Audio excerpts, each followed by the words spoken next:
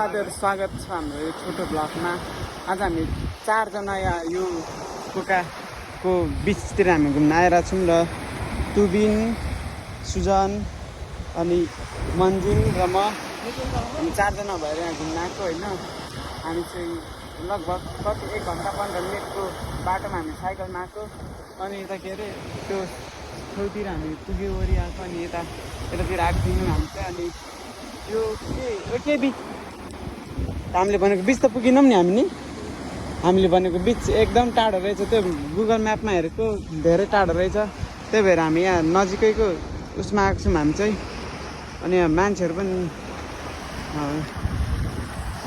देशबाट घुम्न आउने रहेछ क्या यहाँ। अनि के अरे फिसिङ गर्नेहरू त्यता त्यत्तिकै छ, यता पनि त्यत्तिकै छ। अनि यता पछाडि हाम्रो पछाडि पनि केटाकेटीहरू यत्तिकै खेलिरहेछन्। अनि हामी चाहिँ अझै उता पर छेउतिर जाने अब जाने छौँ र हामी यहाँबाट लगभग हामी कति बजी फर्किने है? 5 बजेतिर हामी फर्किन्छौँ। र यहाँ प्याराग्लाइडिङ पनि हुँदो रहेछ क्या यहाँ माथि 3-4टा प्याराग्लाइडिङ पनि तपाईँहरूले देख्नु सक्नुहुन्छ। छाल एकदम बबाल हुँदो रहेछ होइन।